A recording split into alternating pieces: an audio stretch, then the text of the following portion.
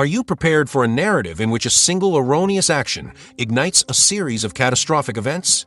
Imagine this. A retired Special Forces captain is humiliated by a group of brazen motorcyclists in a small-town diner, only to learn that he is a quiet, overweight trucker. The initial act of petty mockery rapidly escalates into a high-stakes confrontation that involves a community that is resolute in its resolve. Cartel connections and concealed alliances. These unlikely heroes will astound you with their ability to unite, assemble evidence, outsmart threats, and reveal an underground network that extends far beyond Maple Ridge. We are confident that the narrative's unexpected turns will keep you on the edge of your seat. If you are eager to read additional captivating narratives such as this one, please subscribe and enable notifications to ensure that you do not miss a single moment of the action. Let us ascertain the conclusion. Andrew Roberts had been traveling for nearly 12 hours without stopping, the vast highway stretching before him like a never-ending ribbon of asphalt, a vehicle that he knew better than anything else in this world. His hulking, navy blue Kenworth rumbled beneath him. From the outside, Andrew appeared to be a typical heavy-set trucker, surviving on a meager diet at roadside diners. Nevertheless, a retired Special Forces captain who had led countless covert missions in some of the most dangerous locations on Earth was concealed beneath his weathered cap and layers of flannel. Few would ever suspect that the man who is currently experiencing knee pain and carries an extra few pounds around his midsection was once capable of feats that necessitated unparalleled skill, discipline, and nerve. Andrew halted at a truck stop on Interstate 40 that he was accustomed to. As the sun's rays of orange and pink illuminated the sky above Maple Ridge that evening, he was in dire need of a warming meal and a brief respite before embarking on another lengthy journey. The gas station's roadside diner was typically a place of respite, where families on road trips, local residents, and commuters could all share a meal. However, Andrew detected an anomaly prior to shutting down his engine this evening. 3 motorcycles were parked at an angle near the diner's entrance, their riders wearing leather vests adorned with the Black Viper's MC insignia. The men were reclining against their bikes with a sense of ownership, observing each incoming vehicle as if they were evaluating prey. The unease was attempted to be dispelled by Andrew, who reminded himself that not all bikers posed a threat. However, as he descended from his truck, his bones were etched with weariness. He observed the 3 men snicker among themselves and cast disparaging glances at him. One of them, who was tall and wiry with a scar that traced his mandible, pointed directly at Andrew's round midsection and addressed his companions, which elicited a raucous laughter. Andrew steadily exhaled, suppressing the urge to confront them. He had consistently been instructed by his training to assess a situation prior to responding. He was not unfamiliar with intimidation strategies. However, they consistently awakened a long-standing, simmering wrath within him. Andrew entered the diner, with the bell on the door jingling in a peculiarly cheerful contradiction to the tension outside. He had prepared himself for the situation. He hoped that the men would lose interest, that they were merely venting their frustrations or attempting to demonstrate their toughness. However, he observed them following him in, the door slamming shut behind them. From the corner of his eye, the hushed space was filled with the clear sound of their merriment. Andrew's pulse increased, not due to anxiety, but rather from an innate sense of readiness that had never entirely departed him. He proceeded to a cubicle, acutely aware that the initial sneers and jeers in the parking lot might not conclude there. The checkered floors in the diner were illuminated by the stark glow of the overhead fluorescent lighting, which had seen better days. The aroma of freshly brewed coffee and seared bacon typically provided Andrew with a sense of tranquility. However, this time, every nerve was on edge. He took a seat near the corner, which provided him with an unobstructed view of both exits, a habit that was deeply ingrained in him due to his Special Forces background. He could observe Karen Holden behind the counter, her curly auburn hair tied up in a messy bun. From that vantage point, Karen had been the proprietor of this diner for nearly a decade, and she frequently made light of the fact that she could identify a kind-hearted motorist by the manner in which they entered.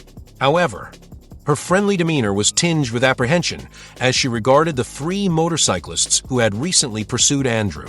Emily Harris, a young waitress, approached Andrew with a pot of coffee in her hand. Her hands quivering slightly, she was able to maintain a modest, courteous smile. The tension she was attempting to conceal was evident in her voice as she inquired, "Coffee?" Andrew returned a reassuring smile as he nodded. He observed the anxiety in her eyes and the scatter of freckles on her cheekbones. She likely heard the crude jokes that the motorcyclists told, or she may have detected the danger in their demeanor. Andrew examined the room as Emily poured the coffee over a shared portion of pie. An elderly couple huddled together, whispering in a fretful tone. Jonathan Doc Baker, a man in his 60s, sat by the window, his newspaper perfectly folded at his side. It was rumored that he had served as a combat physician in the past and was a frequent diner patron. Tonight, his gaze alternated between the motorcyclists and Andrew, as if he were contemplating whether or not to intervene. In the interim, the triumvirate that had been amusing themselves at Andrew's expense had now positioned themselves at the counter. Andrew identified the tall individual with the scar. It appeared that he was the commander. Andrew would later discover that Riptide and Blade flanked him like loyal retainers. Their voices were low, but every so often, a surge of harsh laughter would erupt, capturing the attention of all in the diner. Karen hesitated, towel in hand, uncertain whether to request that they cease their behavior or allow it to continue. Andrew observed the subtle change in her gaze. Should she confront them for disturbing her customers? Or would that incite them? The tension persisted in the air, resembling a static charge preceding a lightning strike. Andrew lifted his mug and sipped his coffee slowly. He could almost hear the voice of his former commanding officer in his head, evaluate the threat, but refrain from escalating it unless it is absolutely necessary. The issue was that bigots of this nature required minimal provocation. They would capitalize on any indication of vulnerability. Nevertheless, Andrew endeavored to concentrate on his meal in the anticipation that the men would either tire or locate another target. However, he harbored a nagging suspicion that they would not. The primary event of the evening may be Andrew Roberts, a man who typically enjoyed testing boundaries in order to mock others for cheap thrills. Karen Holden endeavored to maintain her composure as she retreated from the counter. She had invested an inordinate amount of effort into the construction of this diner and was unwilling to allow a group of goons to intimidate her or her patrons. Nevertheless, the Black Viper commander, who identified himself as Reaper, emanated a tangible sense of foreboding. Karen observed his narrowed eyes as he scanned the diner with the intensity of a predator every time she peered in his direction. The club's emblem, a coiled viper encircling a dagger, was affixed to his vest. His posture was a declaration of ownership, as if Maple Ridge were already part of his territory. Andrew Roberts, who was situated in the corner, was a well-known figure in the vicinity. He was consistently courteous and attentive during his visits to the city, which occurred every few weeks. Karen was unaware of his heritage, except that he appeared to be well-traveled and unusually vigilant. She suspected that he had a military background, as evidenced by his habit of reflexively adjusting to maintain a defensive stance and constantly scanning exits. Karen was simultaneously relieved that Andrew was present and concerned that he might be forced to confront these motorcyclists alone, as she observed his quiet tension.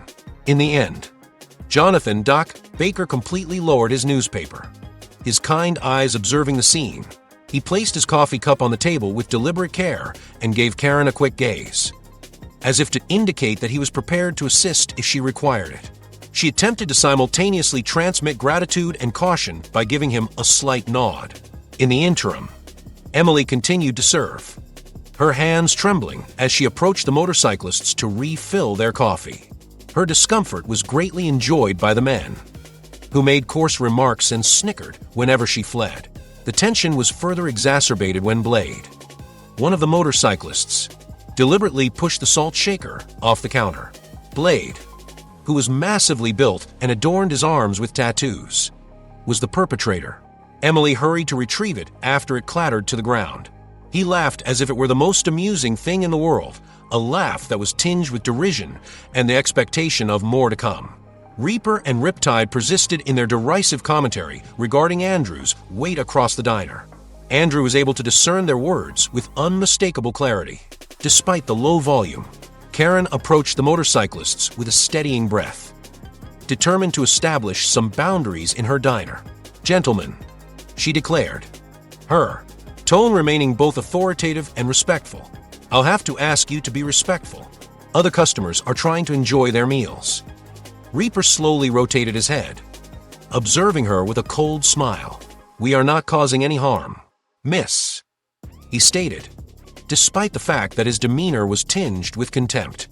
"Just relaxing after a long ride."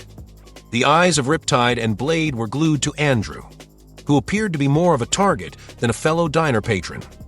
As they echoed his guffaw, Karen forced herself to inhale forcefully. She could almost sense Andrew's silent support from across the room, despite the fact that he had not spoken or stood up. His presence was unyielding and consistent. She refused to allow her resolve to be supplanted by fear. Despite the fact that her heart was pounding, she was the proprietor of this establishment, and she would not permit these individuals to harass her employees and customers. Maple Ridge was shortly to be thrust into a confrontation that none of them had bargained for. And this was only the beginning. Little did anyone know, Emily Harris had been employed as a waitress at Karen's cafeteria for just over a year, during which time she encountered numerous disgruntled patrons. Even so, the Black Vipers provoked a greater sense of unease in her than any inebriated or rude passerby had ever done.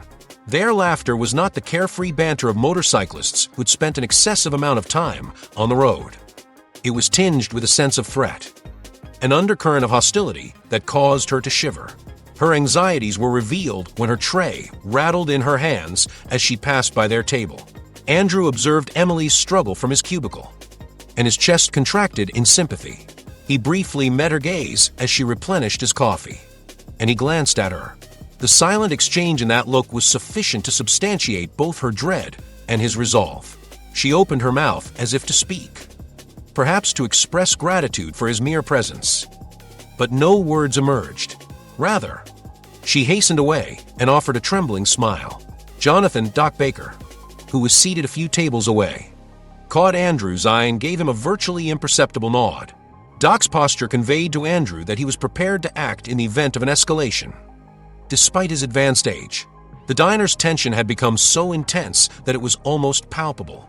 The atmosphere seemed to be thickening, as evidenced by the fact that the older couple in the corner finished their pie in silence and then hurriedly left without even saying farewell. Reaper's fingers were tapping on the counter in a lazy cadence, evidently relishing the discomfort he was inflicting. Blade continued to flex his shoulders, as if preparing for a confrontation, and Riptide cast sidelong glimpses at Andrew's booth, smirking whenever their gazes intersected. Reaper stood up, rolling his neck as if preparing for a confrontation, and the diner lapsed into a state of silence. He proceeded to Andrew's table. Disregarding Karen's warning gaze, Reaper inquired, his voice a deceptively soft growl. "So, you have a problem, big man?" Andrew's eyes arose gradually. He exuded a subdued confidence. Even while seated, he maintained a steady posture. His gaze was unwavering, and his shoulders were expansive. He was aware of this strategy, baiting, testing, and pressing to determine the extent to which he could go before a man snapped. Andrew inhaled, restraining himself from promptly standing. He maintained his decorum as Reaper's gaze beheld him. "No problem," he replied, his voice subdued and measured. "I'm just here to eat." Reaper responded by leaning in. "Is that the case? Well, you might want to find another spot for that meal. My boys and I have plans here." He turned to Riptide and Blade, who were laughing as if they were in on a private jest at Andrew's expense. The entire diner appeared to conserve its oxygen for a brief period. Andrew suspected that Karen's hand was drifting beneath the counter, where she might have a phone or something to signal for assistance. Doc Baker placed his coffee on the table. Emily's gaze alternated between Andrew and Reaper, causing her to halt in mid-step. Andrew gradually exhaled, maintaining a consistent tone in his voice. "I am at ease in this location," he stated. The air was charged, as if a single misstep could initiate a series of events. He had witnessed this confrontation in numerous variations, two individuals attempting to determine the other's will, but only one possessed the benefit of profoundly ingrained training. A fact that Reaper was about to discover the painful way. A semicircle of hostility was formed when Blade and Riptide joined Reaper at Andrew's table, which led to an increase in tension. The diner's customary fragrance of grilled cheese and bacon was unpleasantly mingled with the odor of cigarette smoke and old beer emanating from their leathers. Andrew remained seated, cognizant that his rapid ascent could potentially incite them. Instead, he allowed his serene glance to linger on each individual, acquainting himself with their postures. His capacity to interpret body language had been refined over the course of his time in the Special Forces. He observed Blade's left hand twitching in close proximity to his groin, which indicated that he may be concealing a weapon. Riptide's weight was inconsistently distributed between his feet, suggesting a smoldering impatience. Blade sneered, exposing teeth that appeared to require dental care. "Come on, old man," he said. "We're just trying to have a chat." Karen remained at the counter, uncertain about whether to intervene or not, but she was determined not to allow her customers to be endangered. Doc Baker partially raised from his seat. Emily silently prayed for a miracle while loitering near the soda fountain. A calm, steady breath was taken by Andrew. "You have effectively communicated your message," he stated, selecting his words with precision. "Whatever you're looking for, you won't find it by harassing people." As if taken aback by Andrew's audacity, Riptide and Blade exchanged a glance. They were accustomed to individuals retreating, particularly those whom they perceived as overweight truckers. However, Andrew's measured demeanor and unwavering gaze did not conform to the stereotype of an accessible target. Reaper leaned over, placing a hand on the table and curling his fingers into a fist. "We run these roads now," he declared, his voice resonating with scarcely contained anger. "We decide who pays for protection and who gets a free pass. And from the looks of you, big guy, you're overdue for a lesson in respect." Andrew tightened his grasp on the mug that was in front of him. He recalled a single memory, a dusty firefight that took place overseas. Despite being outnumbered, he was able to outsmart the adversary by employing a precise, methodical strategy. He reminded himself that a diner crowded with civilians was not the appropriate setting for heroics, unless it was absolutely necessary. Nevertheless, he could discern that the line was on the brink of being breached. Andrew gently replied, "Respect is earned, not forced."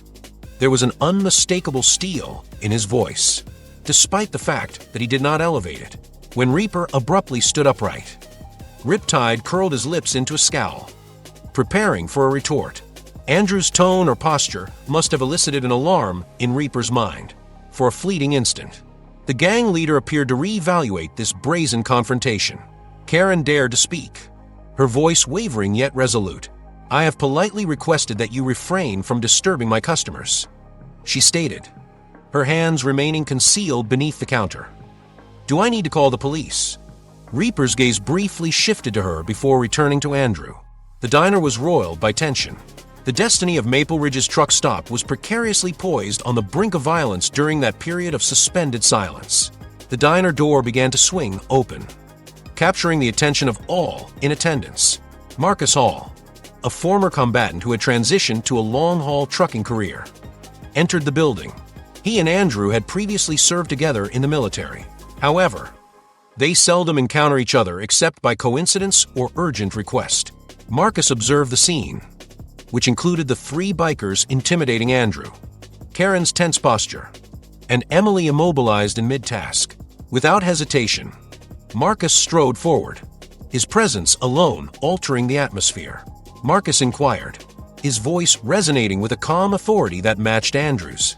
"Is there something amiss here?" In that silent exchange, both men communicated more than words could convey. As he briefly locked eyes with Andrew, Andrew nodded slightly, an unspoken admission that disaster was on the horizon. Reaper's eyes lit up with annoyance as he whirled around in response to this new intrusion. He was reluctant to conceal his hostility and demanded, "Who are you?" Marcus declined to respond. He glanced past the bikers and turned to Karen, inquiring if she was okay without saying a word. The rigid line of her mandible was momentarily softened by relief as she nodded. Reaper approached Marcus with his fists at his sides, as he realized that he was on the brink of losing control of the situation. "You think you can waltz in here and tell us what to do?" News flash. "Buddy, the Black Vipers don't answer to anyone. Anyone but ourselves." Marcus maintained a consistent volume of voice. "I'm not here to tell you what to do, just making sure you're not causing trouble for people who don't want any." Blade and Riptide appeared poised to seize the opportunity, but they refrained from doing so, possibly due to their uncertainty regarding how to escalate the situation in the presence of another formidable individual. Andrew gradually arose from his seat. The silent declaration of defiance was made by the combined presence of these two former combatants. Doc Baker, who observed the change, also stood from his table and discreetly approached Emily in case things went awry. A stillness descended once more across the diner. But this time, it was infused with a glimmer of hope. Karen's gaze alternated between Andrew and Marcus, uncertain as to whether to direct them away or allow them to manage the situation. Reaper moved his head at his companions as he recognized their increasing disadvantage. His voice was thick with scarcely contained anger as he muttered, "We'll be back." The abrupt change in attitude and numbers had undermined his bravado. He was followed out by Riptide and Blade, who exchanged parting sneers before directing a final gaze at Andrew. The diner was left in a state of stunned silence, interrupted only by the faint hum of overhead lights. As the door slammed shut, Andrew gazed at Marcus with gratitude as he emitted a pent-up breath. Karen's knees were trembling as she leaned against the counter, feeling a combination of relief and lingering terror. Although the confrontation had concluded for the time being, it was evident to all in the diner that the Black Vipers would return, and they would not be content with intimidation alone on their next visit. The diner experienced an unusual combination of fortification and subduedness in the wake of the tense impasse. Emily, who had been gripping the coffee pot with white-knuckled intensity, ventured to breathe normally again as she set it down. Karen expressed her gratitude to Andrew with a quivering smile, despite the fact that it was evident that she was still feeling shook. Doc Baker returned to his seat, sipping his coffee more out of habit than thirst. His eyes were fixed on the door, as if he were anticipating the motorcyclists to re-enter. Andrew proceeded toward the counter, retrieving his wallet in order to settle his tab. Karen dismissed the situation with a contemptuous hand gesture. "Breakfast is complimentary," she stated, despite a minor tremor in her voice. "I owe you more than a meal for stepping in like that." Andrew shook his head. He replied gently, "You are not obligated to pay me anything," although a momentary glimmer of resolve appeared in his irises. "But I think we need to talk about how to handle this problem. They'll be back, and it won't just be mocking words next time." Marcus, who was leaning against the counter, nodded in accord. "I've seen this pattern before. A group like the Black Vipers doesn't just roll through a small town and move on. They want to establish control, intimidate local businesses into paying protection fees, maybe use the diner as a distribution point for something worse, drugs, stolen goods. Who knows?" Karen's face turned pallid upon hearing that. The notion of her cherished diner, a place into which she had invested her heart and soul, becoming a criminal outpost was appalling. She stated with firmness, "I will not permit them to do so." Although her tone suggested that she was attempting to persuade herself, Emily gently caressed Karen's arm, providing silent support. Doc Baker sighed as he placed his drink on the table. "If these men have roots in bigger organizations, calling the local cops might not be enough. We might need to gather solid proof. Talk to the county, or even the state authorities." He observed Andrew as he spoke, recognizing that the man's military experience could be beneficial for development of strategy. Andrew responded with a bleak expression. "You're right. We can't just rely on scaring them off. We need evidence, planning, and a network of allies. Otherwise, we're just putting a bandage on a bullet wound." The diner's interior was temporarily obscured by the rumbling of a departing semi-truck. Marcus looked out the window, observing the tranquility of the parking lot in the absence of the Black Vipers. "We should reach out to other truckers too," said the representative. "Let them know what's going on. They might be targets at rest stops or along the highway. The more people we have on alert, the less safe these bikers will feel." Karen's eyes were filled with a combination of gratitude and dread as she gazed upon them. she murmured, her voice brimming with emotion. "I am unsure of how to express my gratitude for advocating for my diner." Andrew provided a timid, reassuring smile. "This is larger than a single diner," he said tenderly. "We're protecting a community, and that's something worth fighting for."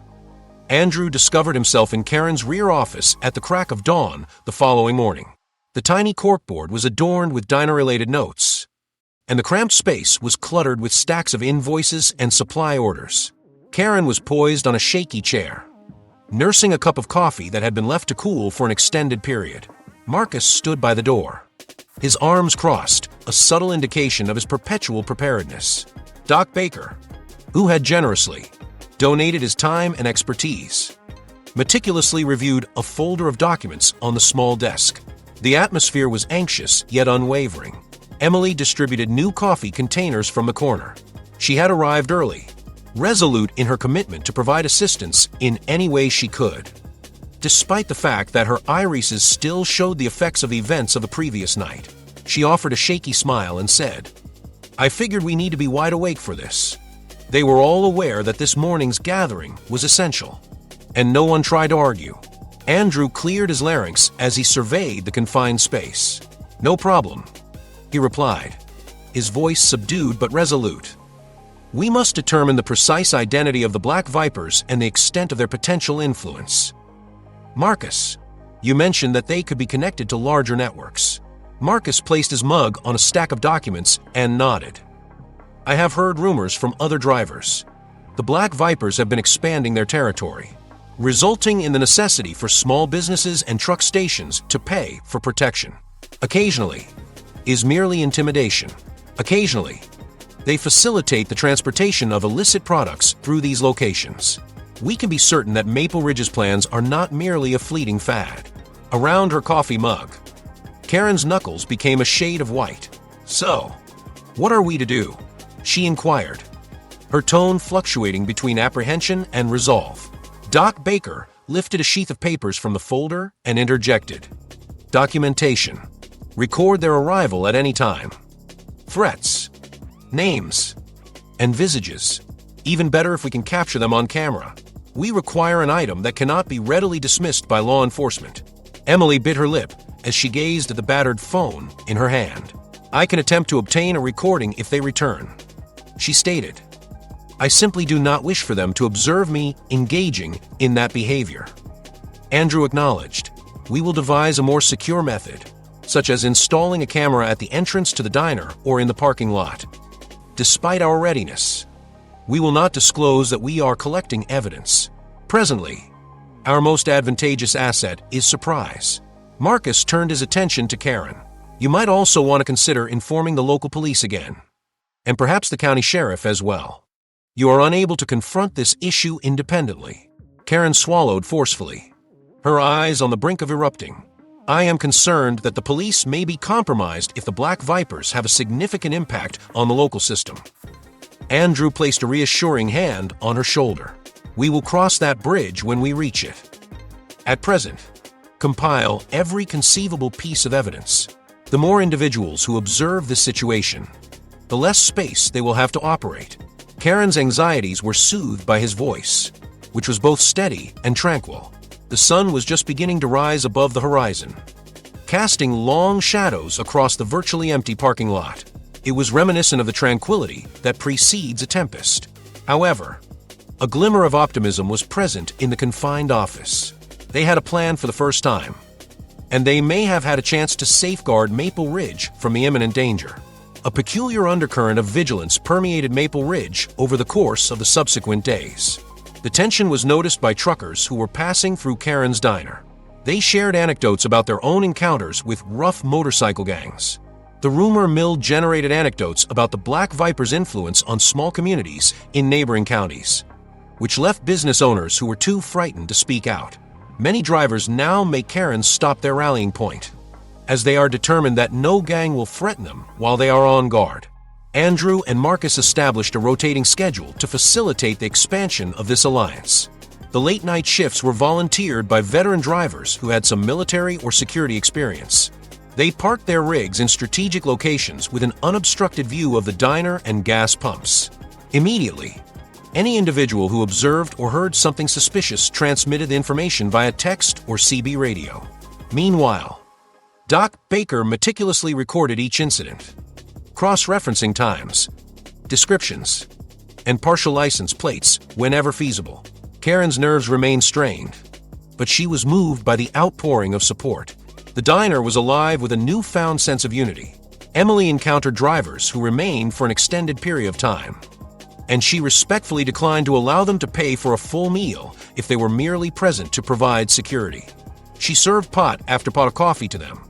Nevertheless, an underlying sense of apprehension persisted.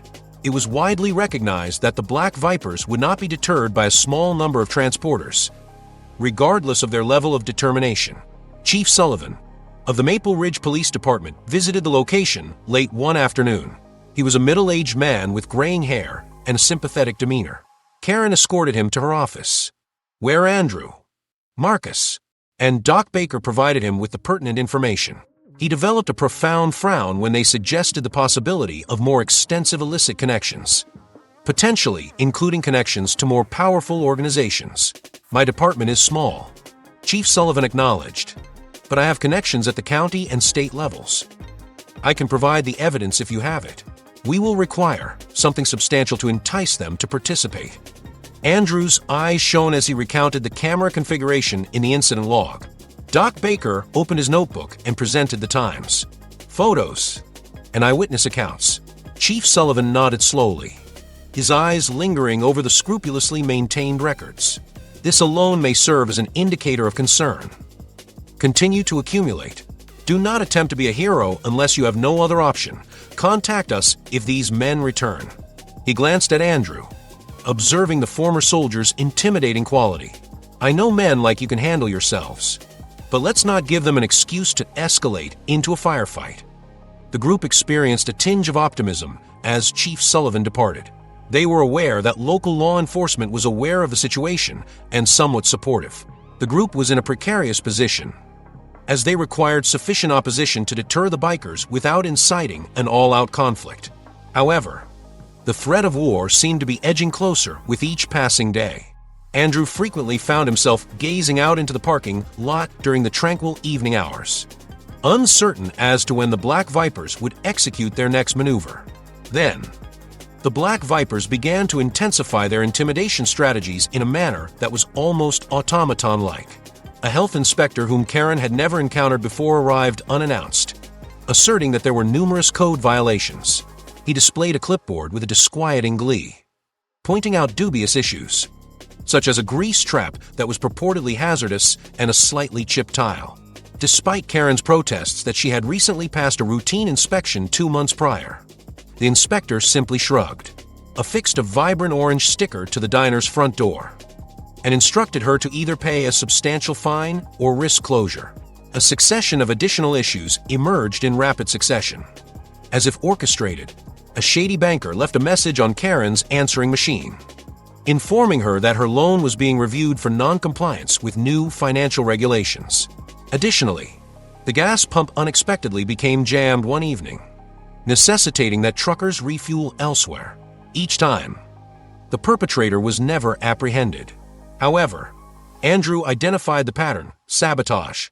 Emily's anxiety increased significantly when she observed 2 or 3 unfamiliar males loitering around the parking lot late at night, occasionally fiddling with the back fence. Marcus nearly confronted them once, but they fled before he could catch up.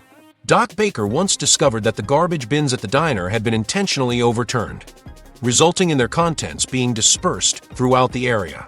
Although this was a minor act of vandalism, it served as a clear indication of the growing animosity between the two parties. Karen endeavored to maintain her decorum. However, her resolve deteriorated with each passing day. She informed Andrew, her voice quivering, "They are attempting to bankrupt me. Initially, they are attempting to deter my customers. Then, they impose fabricated penalties on me. I am unable to combat the bank on all fronts, as they are now threatening to call on my loan." Andrew placed a reassuring hand on her shoulder. "We will record each and every one of these incidents and send them to Chief Sullivan. In the event that the local system fails, we will resort to the county or even the federal government.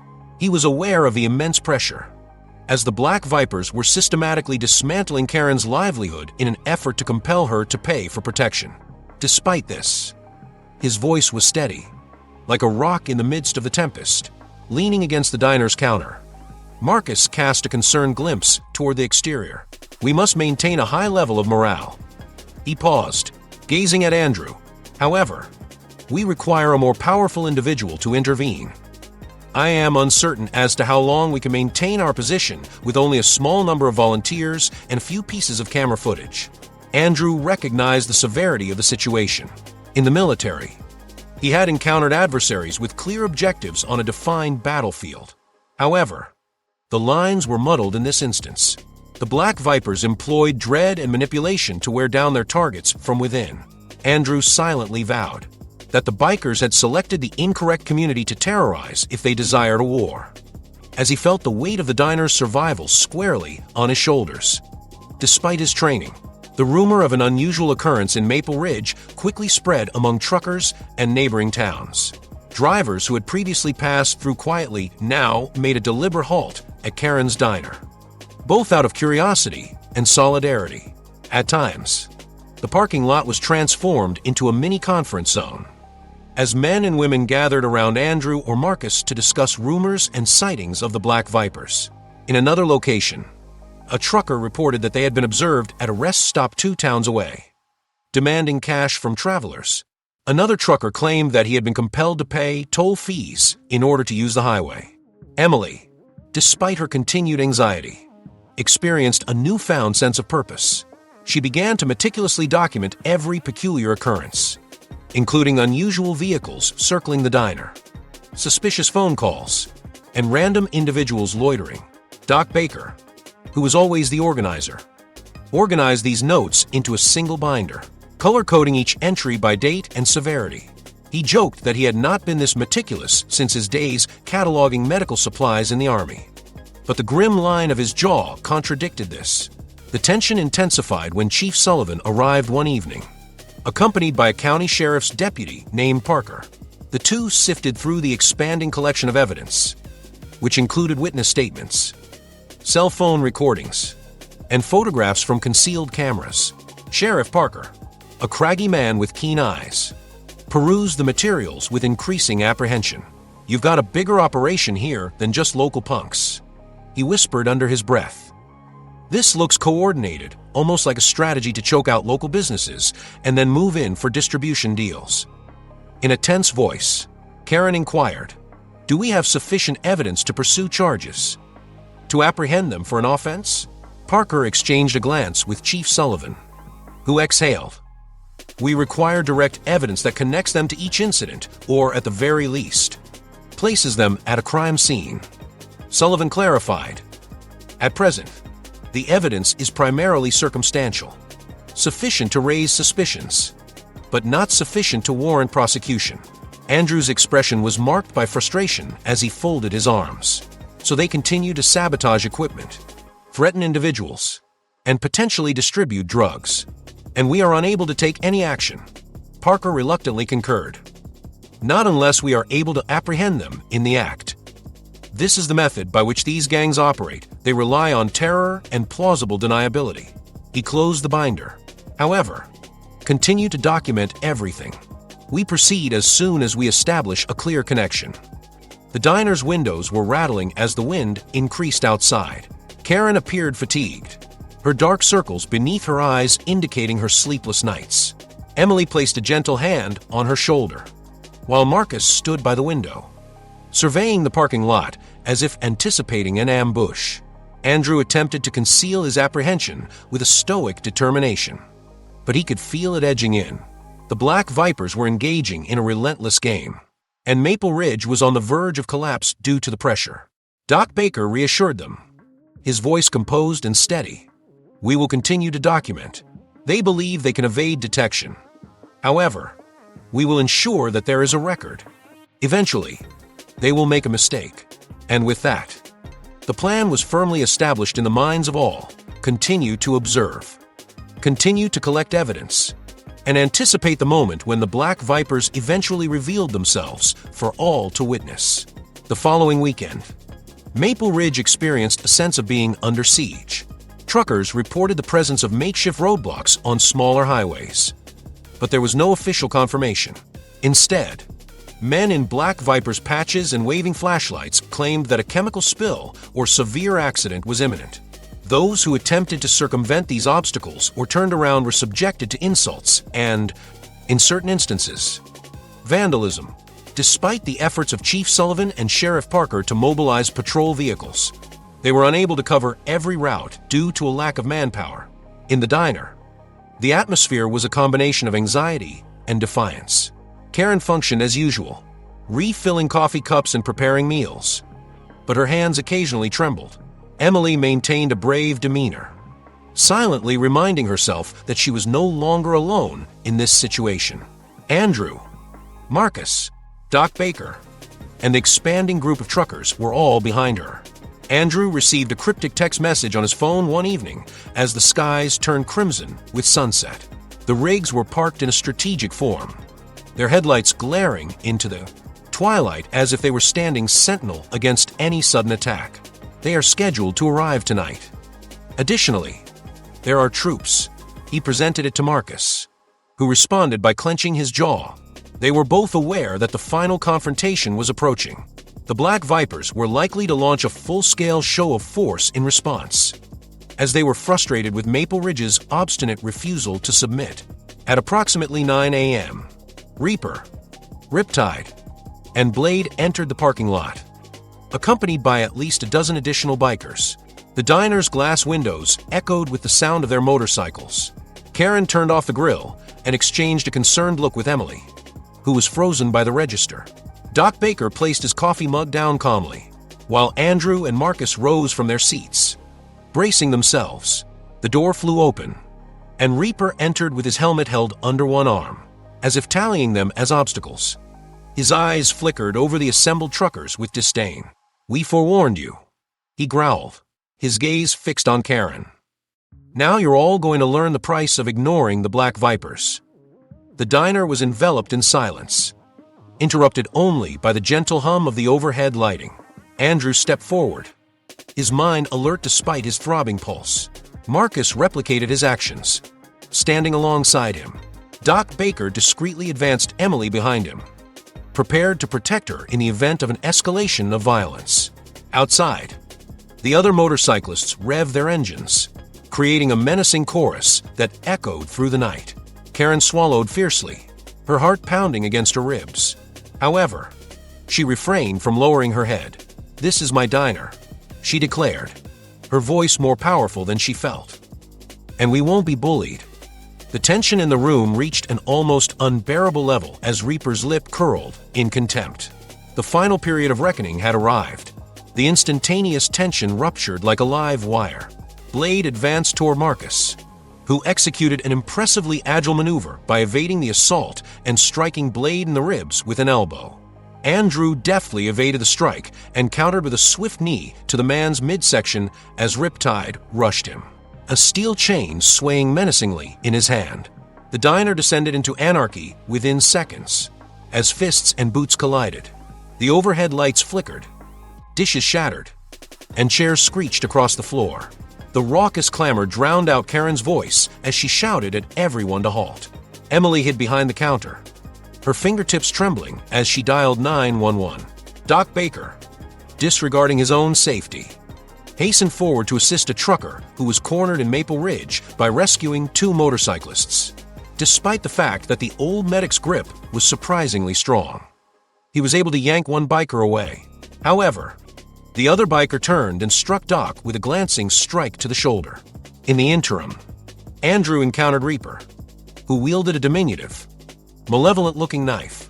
Reaper snarled, "You should have kept your head down, old man." Adrenaline heightened Andrew's perceptions, causing his pupils to narrow. Andrew observed that he is holding it incorrectly, has not undergone training. The years of combat training in the Special Forces were activated equivalent to muscle memory. The dagger was forced from Reaper's hand after Andrew spun aside, trapping his wrist and preventing him from lunging more. Marcus engaged in a physical altercation with Blade, a large motorcyclist who attempted to secure him by employing his brute strength across the diner. Marcus's training was put to use as he pivoted to break Blade's hold and delivered a powerful strike to the biker's jaw. Blade staggered, disoriented, as the crack reverberated throughout the diner. Within moments, Blade was neutralized as another trucker intervened to provide assistance. As some of the motorcyclists realized that the tide was turning inside, the rumble of motorcycles intensified outside. Only a few individuals managed to enter the diner, but they were met by seasoned drivers who had established a blockade. The air was permeated with the aromas of sweat, wrath, and fear, as tables toppled and coffee cups spilled. Nevertheless, Andrew and Marcus fought with a sense of control, avoiding lethal strikes while striving to subdue.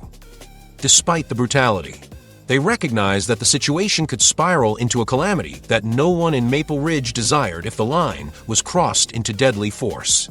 A penetrating chorus that cut through the mayhem was sounded by sirens in the distance. The Reaper's eyes shifted to the windows as he realized that reinforcements were en route to the town. He pushed Andrew aside and sprinted for the door, urging his remaining men to evacuate. With a final burst of energy, the diner was left strewn with broken furniture and shaken patrons as the battered motorcyclists staggered out.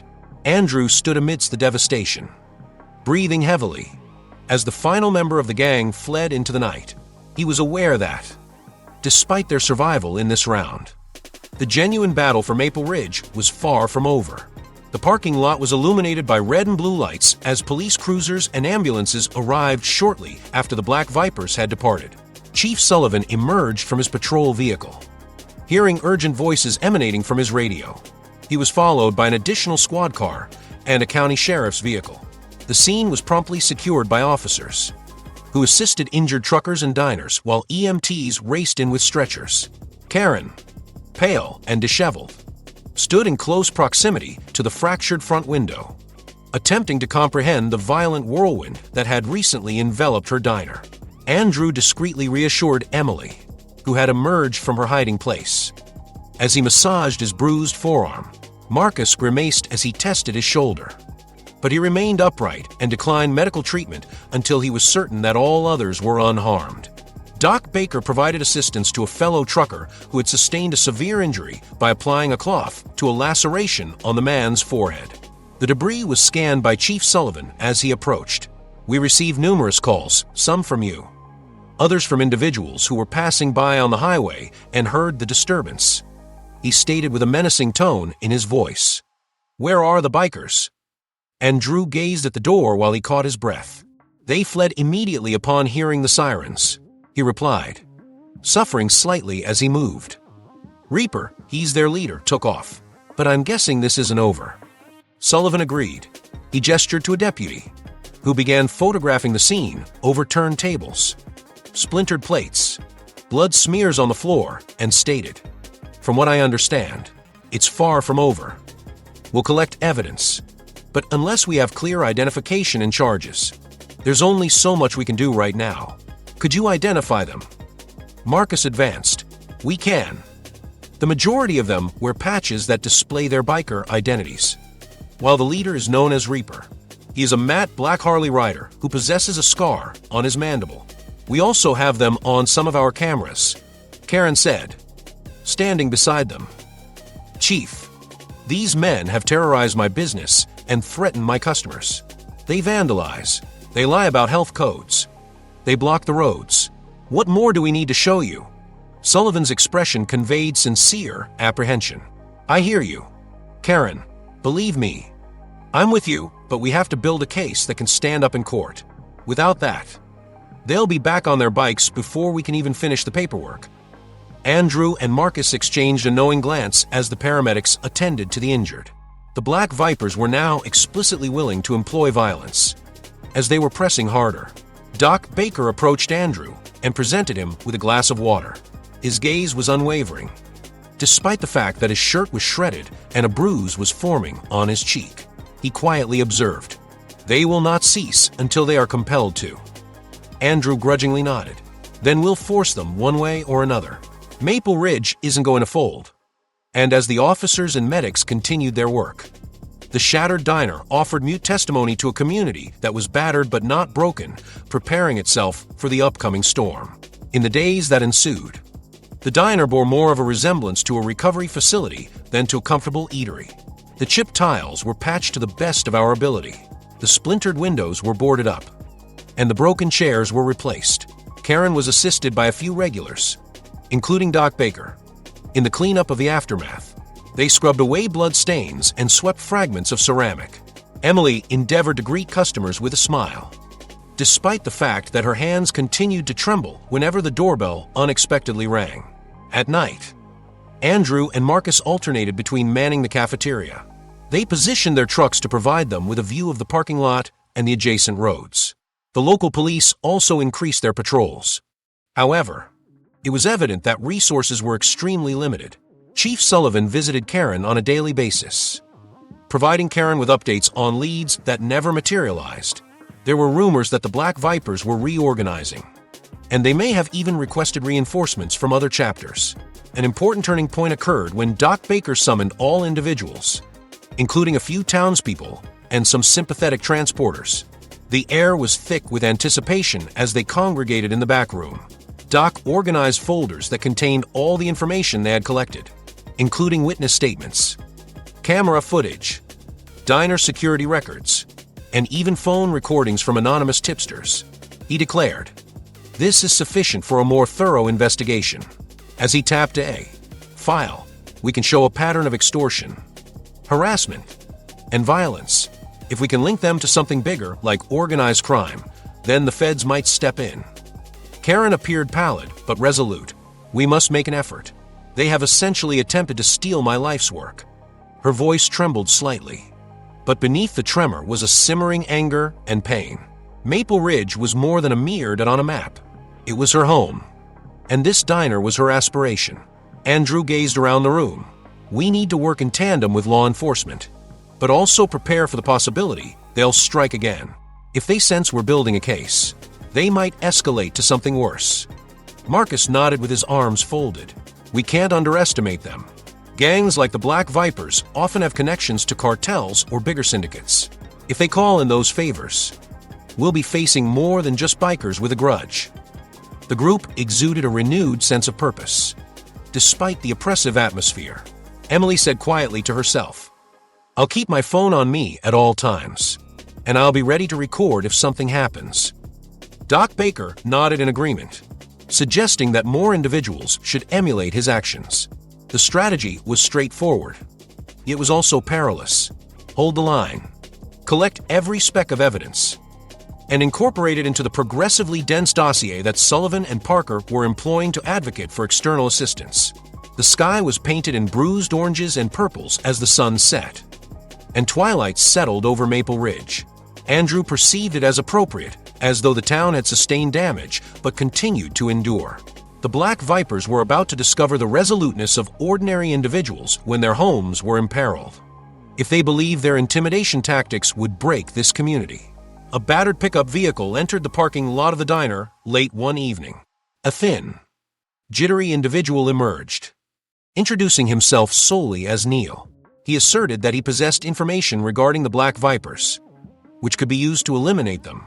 Andrew, who was naturally skeptical, insisted on conversing with Neil in private, away from a few remaining customers. Marcus and Doc Baker joined Karen in the back office to eavesdrop.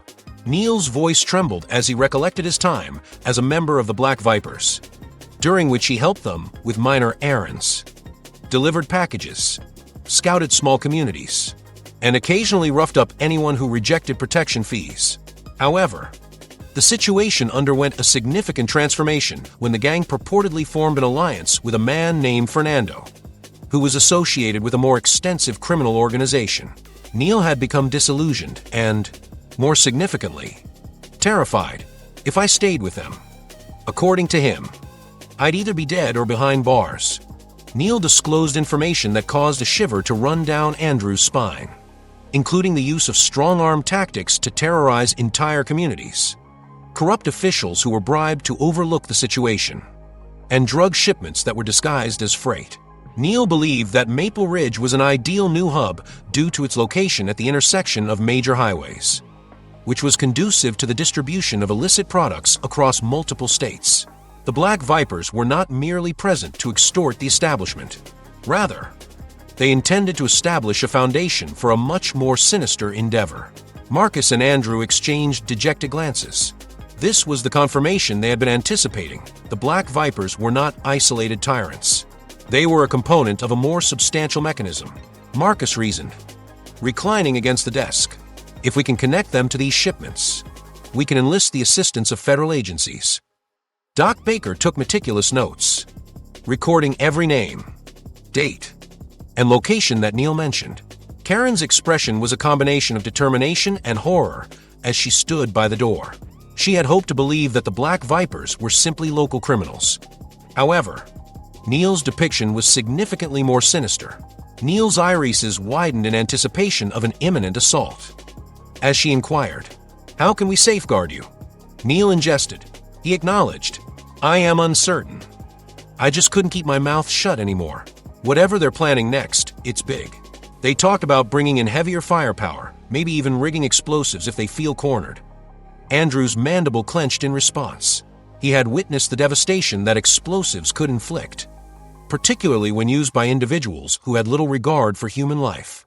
Immediately, they resolved to place Neil under some form of protective supervision, offered him a place to stay in an unused trailer on a friend's property located outside of town.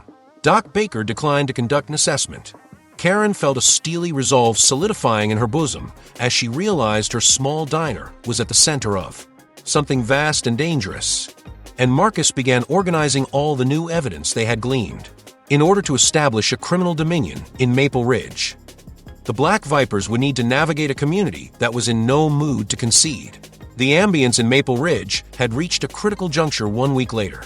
The diner's once friendly bustle now emanated an undercurrent of anxiety, and individuals conversed in whispers about rumors of shipments, furtive meetings, and the potential for a violent confrontation. Karen had installed a new camera system that captured all angles of the parking lot. In addition to additional illumination that illuminated the front entrance, Emily hardly traveled without her phone, which she could use to record or request assistance at any given moment. Even some of the local farmers began driving by the diner late at night, flashing their headlamps in a silent gesture of solidarity. Neil's intelligence was invaluable. Doc Baker provided Chief Sullivan with a comprehensive report that Andrew and Marcus assembled from every fragment of information. The chief, in turn, forwarded the information to Sheriff Parker, who escalated it to a state-level task force. The wheels of official action were finally churning, albeit at a slow pace. Rumors were circulating that the Black Vipers intended to use the diner as a checkpoint to intimidate or bribe truckers into transporting illicit products in order to move a significant shipment through Maple Ridge in the near future. Andrew found little solace in the increasing unity of Maple Ridge. Despite the severity of the situation, individuals ceased to disregard dubious behavior. Karen's diner evolved into an informal command center, where motorists exchanged anecdotes, reviewed their notes, and verified their cameras. Walt Brewster, a farmer, arrived one evening with information regarding strangers who were encamped along his property line and causing his cattle to flee. Another driver reported that they overheard a conversation at a rest stop regarding the transportation of large containers without detection. Each detail was meticulously recorded in Doc Baker's ever-growing files. Then, the night arrived. Karen's office was interrupted by a telephone call. Her heart was pounding as she cautiously picked up the object. A cold, unfamiliar voice on the other end demanded that she cease her interference with the Black Viper enterprise and stand down. The caller issued a threat of violence, not only against the diner, but also against any individual who assisted her. Karen's hands trembled as she discreetly recorded the conversation on a spare device that Andrew had set up for this specific situation. Her eyes still glowed with a spark of defiance, despite the fact that her visage was devoid of color when she hung up. Andrew, Marcus, and Baker, who were listening to the recording with somber expressions, were located in a hurry. "It is a warning," Andrew stated, his voice composed but tinged with anxiety. "They're cornered, and they know it. That makes them dangerous." Marcus clenched his knuckles, his composed exterior concealing a simmering anger. The phone number and an approximate time were recorded by Doc Baker. The essence was overheard by Emily, who pressed a trembling hand to her mouth. Karen maintained her equilibrium. Subsequently, "We maintain our alertness," she declared. "This community won't be bullied, and we won't let them turn Maple Ridge into a criminal playground." The wind increased outside, conveying the distant roar of a motorcycle that was located in the darkness. The subsequent confrontation appeared inevitable, and none of them questioned the possibility that it would be the most perilous yet. The final confrontation occurred on a night that was characterized by a high level of tension.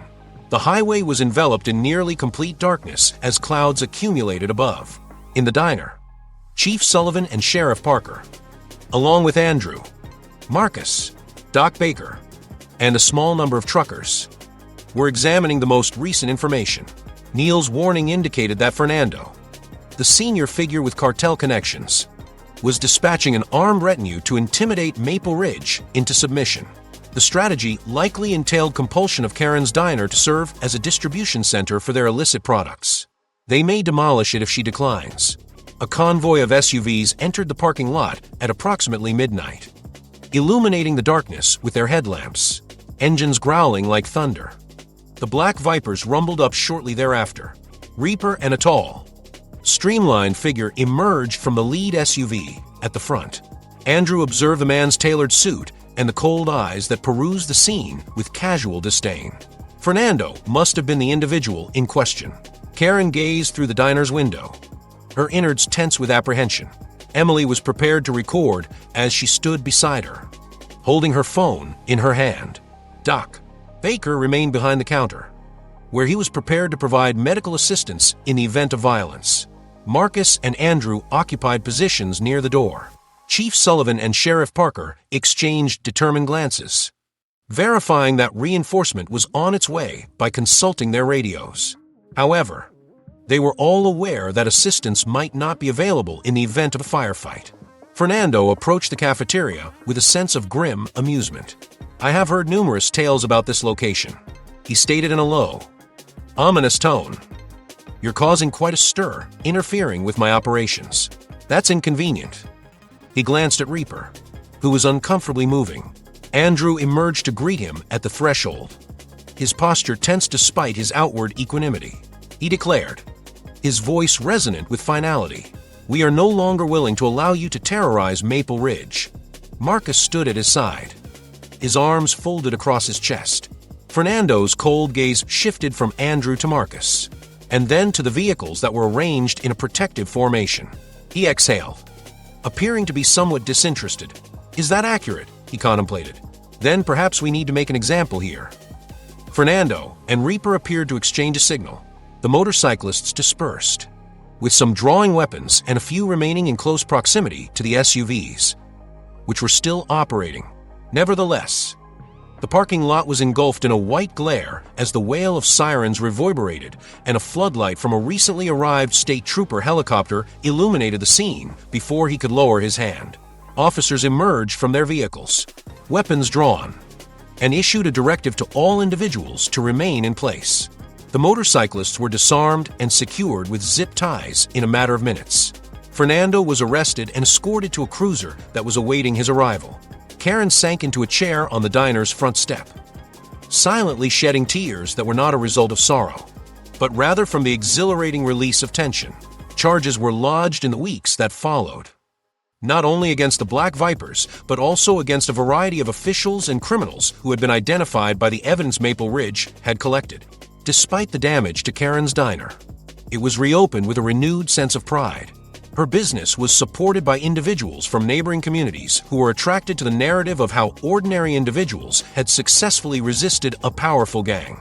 Andrew Roberts, who was previously ridiculed for his weight and disregarded as merely another trucker, was now acknowledged as the silent hero who had rekindled the resolve of a community. In the end, Maple Ridge not only survived, but also emerged stronger. Maple Ridge is a shining example of the power of ordinary people who refuse to give up. Unity and fortitude. We are eager to hear your opinions. What was the most impactful experience for you? Please leave a comment below to continue the dialogue. We are eager to hear your perspective, as your voice is of great importance.